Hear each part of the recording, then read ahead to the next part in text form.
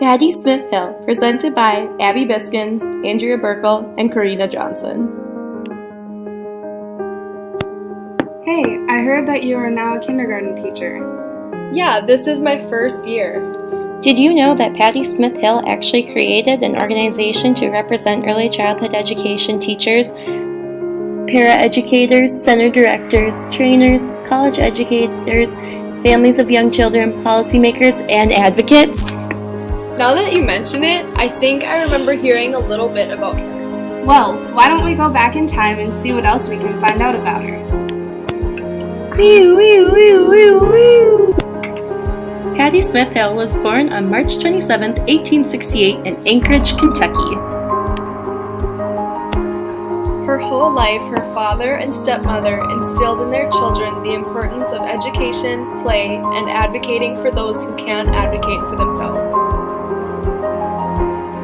With her parents' encouragement of education, Hill graduated valedictorian from the Louisville Collegiate Institute in 1887.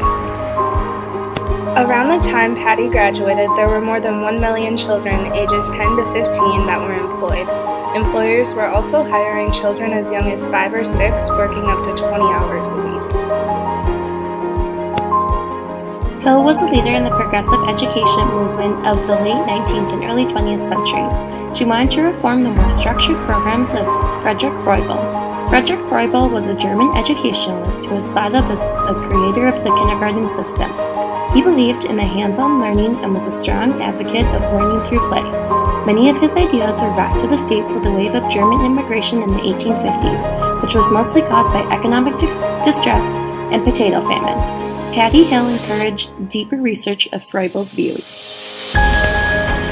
She also developed Patty Smith Hill blocks, which were giant blocks that children could build with. Frederick Froebel had his own play blocks already developed, but Hill thought that these blocks were too small for small children to manipulate.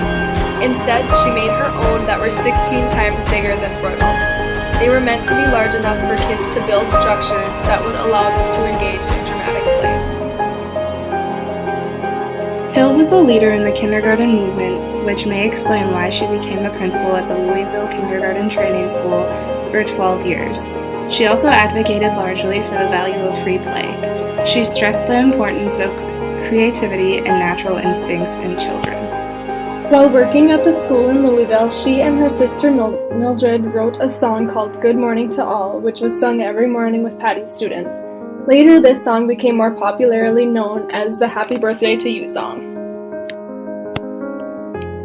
The words to the song were, "Good morning to you, good morning to you, good morning dear children, good morning all." She was also one of the founding members of the International Kindergarten Unions and became the union's president in 1908. While she was principal of the Louisville Kindergarten Training School, she took summer courses with Stanley Hall, John Dewey, and Luther Gulick. In 1905, she was offered a job at Columbia University Teachers College, but her alternative ideas weren't welcomed by the dean at this time. This made her first few years pretty rough, but when John Dewey became the head of the Department of Philosophy at Columbia University, things started to change.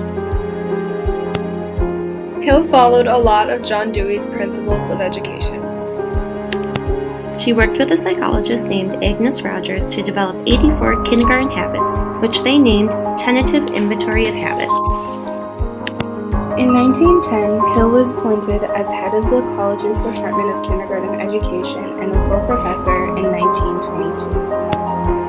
In 1924, Hill helped create the Institute of Child Welfare Research at Columbia University Teachers College. From 1926 to 1929, Hill founded the National Association for the Education of Young Children. The mission of the National Association for the Education of Young People is to serve and act on behalf of the needs, rights, and well-being of all young children, with primary focus on the provision of educational and developmental services and resources. It's based on 3 major goals. The first is bettering well-qualified practitioners and making the conditions these professionals work in better. The second goal is improving early childhood education, and the third is encouraging excellence in childhood education for all children. Hey, that's what we were talking about in the beginning. She was very involved in helping to improve our early education programs and where the children learn. Yes, she helped show people the importance of free play and also of starting education in kindergarten. I'm really glad that you girls helped me learn more about who helped my job become possible. Patty Smith Hill was a leader in the kindergarten movement. She was also a founding member of the International Kindergarten Union and a professor at Columbia, where she eventually became the head of the Department of Kindergarten Education. And don't forget about the Patty Smith Hill blocks.